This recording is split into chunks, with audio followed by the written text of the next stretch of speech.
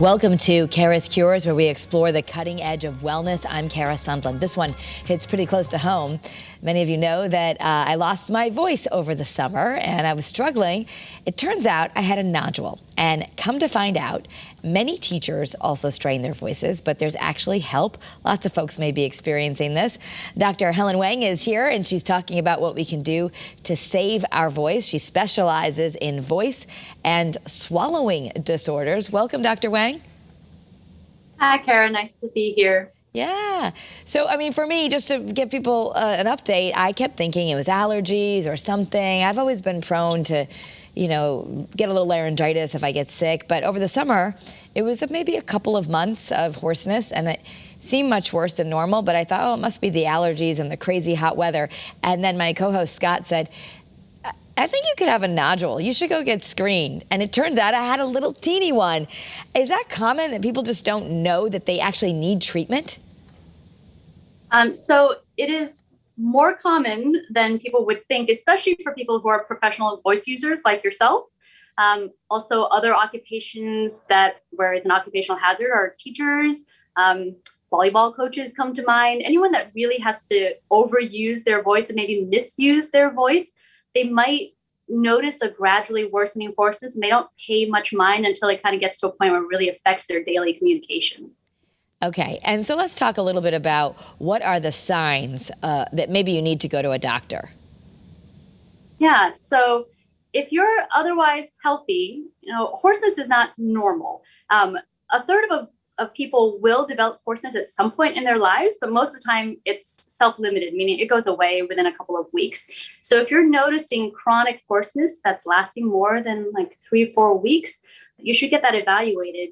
And if you have other medical conditions, such as, if you're a smoker, or if you have allergies or maybe some reflux, or you take an inhaler, all of those things could potentially affect your voice. And so in those cases, you may actually want to come in sooner. Okay.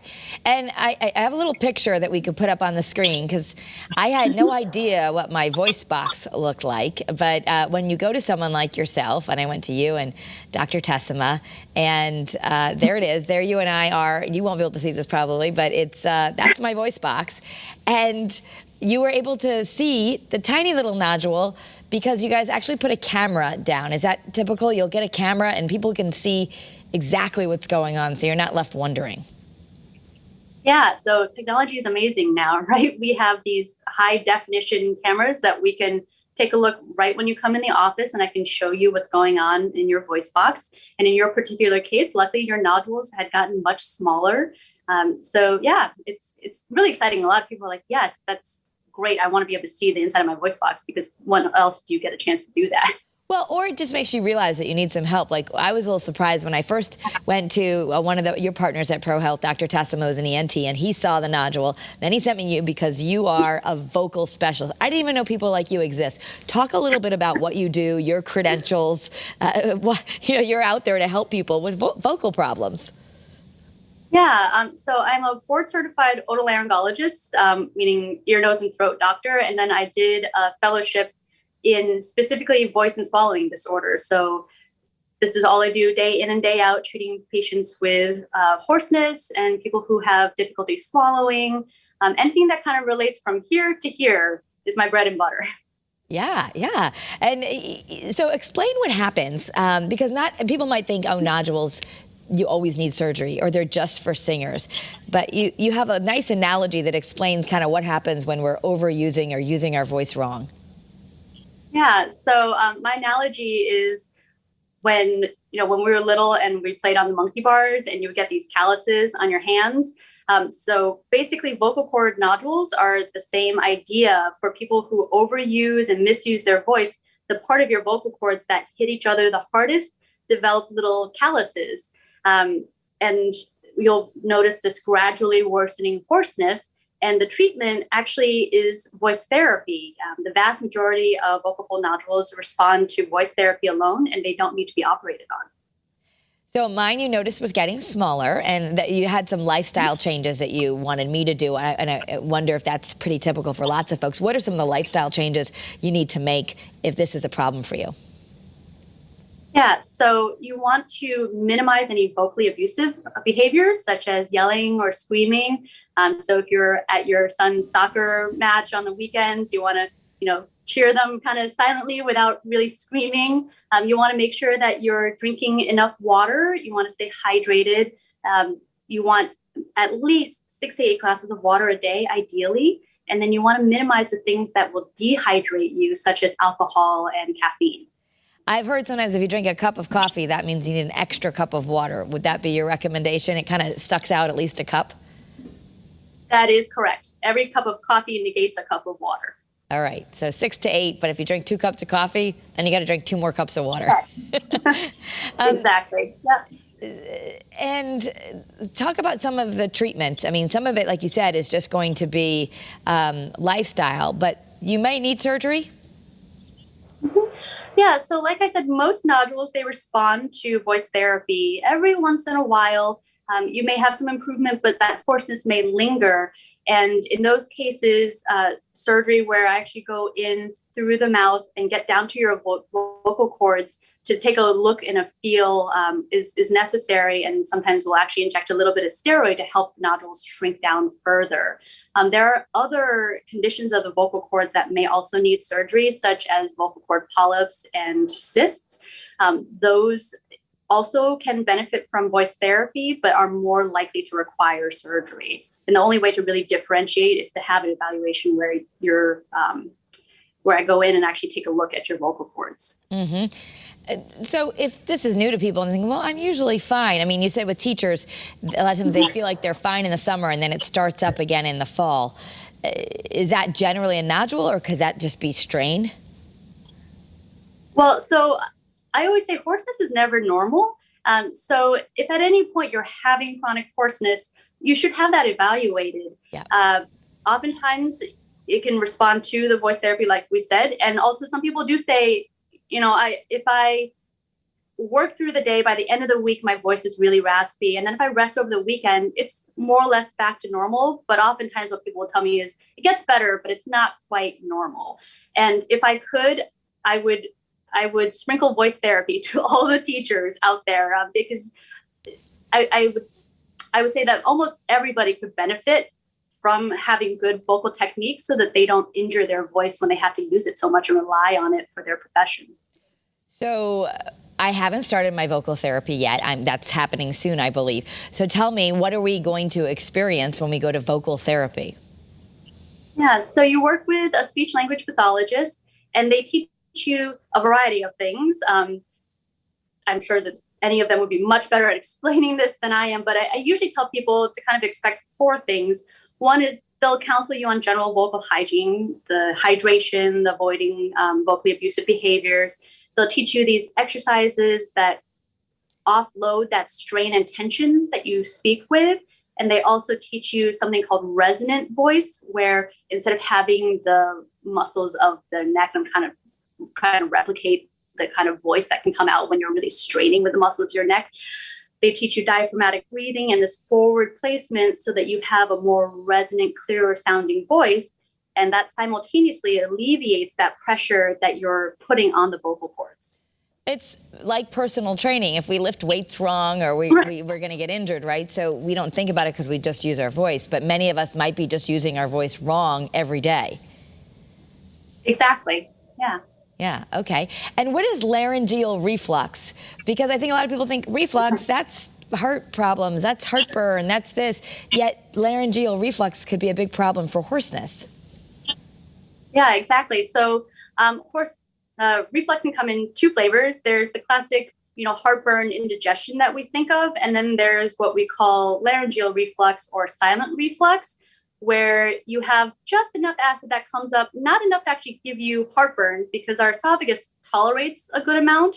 The throat doesn't tolerate any. So if you have even a couple of splashes of acid a few times a week, it can give you just throat symptoms of reflux. And that includes hoarseness, the feeling like there's a lump in your throat, throat clearing, and some people actually have effortful swallowing as well. Okay, so the treatment for that, I know sometimes you might be given a medication, but for me, the other thing I was told by both of you is I really have to make sure that I finish eating and don't go to bed for at least 3 hours after, and avoid a lot of things like too much coffee or wine or, I guess, acidic foods.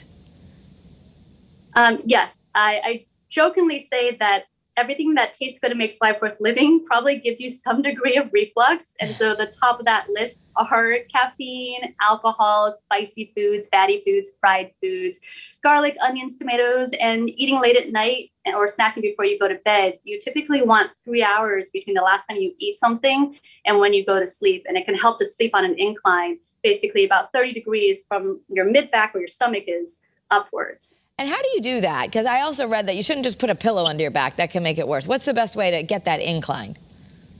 Right. So if you have one of those beds that actually raises upwards, that's helpful. You can also purchase a wedge pillow that will help you sleep on an incline. It does not help to put pillows behind your head because then really all you're doing is cranking your neck and setting yourself up for a neck ache in the morning. Okay. It really has to be from your mid back upward. I remember giving those to my children when they were babies. They would have little wedges to keep them because, sometimes babies have little reflux and it was to keep them. So I guess I didn't know they made those for adults. I'll have to look in for that.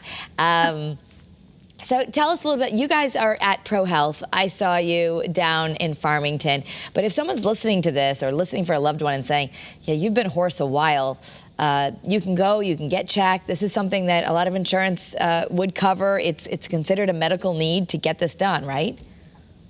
Yeah, exactly. It is typically covered by insurance. And I have offices in Glastonbury and Farmington, but we have Pro Health offices kind of scattered throughout Connecticut. So, hopefully there's one that's convenient for anyone who's calling in with worries about their voice. A lot of people here lose their voice. In fact, I was just speaking with one of our meteorologists, Lauren, who said, I get laryngitis. So I'd like for you to settle it for us. Is there anything you can do to get your voice back faster if you have laryngitis? People say, drink cold water, drink warm water, have tea, take aspirin. Is there a real protocol that helps? Well, so laryngitis technically means inflammation, swelling of your vocal cords. And so if you're sick and you have laryngitis, really it's tincture of time and resting your voice, making sure that you're staying hydrated. If you have laryngitis where people say, I just am hoarse all the time, then that's really something you need to have someone evaluate and take a look at your vocal cords to see if you truly are having laryngitis or if something else is going on. And do you know anything that actually makes laryngitis go away faster, or you really just have to rest and not use your voice? Rest and minimizing voice use is the best. Sometimes oral steroids can also decrease swelling, but obviously that comes with a set of side effects. Right. I have been given prednisone before just because I've said I need to get it back faster. But so the adage of drink this kind of tea or cold water, any of these old wives' tale, nothing that you know of that really is going to bring it back faster? Nothing that short of steroids will really help to bring it down faster. But if you use your voice while your vocal cords are swollen, it will take longer. It'll take longer. And I think people know this, but just in case, whispering is worse. Is that true? It is. When you do this, your vocal cords are actually squeezing harder. So Okay. I usually tell people to use a very breathy, low volume voice, and no one should be able to hear you from another room. Breathy, low volume, like those operators. Yes, exactly. Well, and one of the things you notice with me is that, and maybe because I'm a newscaster and we often have breaking news, and I have, had coaching over my life to learn how to project, but that when we speak fast or forcefully, that actually strains our voice also. Yes. So the faster you talk, the more you try to project your voice out, if you don't have good breath support behind it, that can slam your vocal cords together harder. And that's when you start getting nodules and polyps. Slowing down your rate of speech, making sure that you take big, deep breaths and support your voice from the power in your lungs rather than pushing out with the muscles of your neck will help to minimize any trauma to the vocal cords. Well, Dr. Wang, thank you so much. I don't know if you have any other final thoughts other than we want to let people know if you're dealing with hoarseness and it's been going on for more than 2-3 weeks, you really should get it evaluated. I couldn't have put it better myself.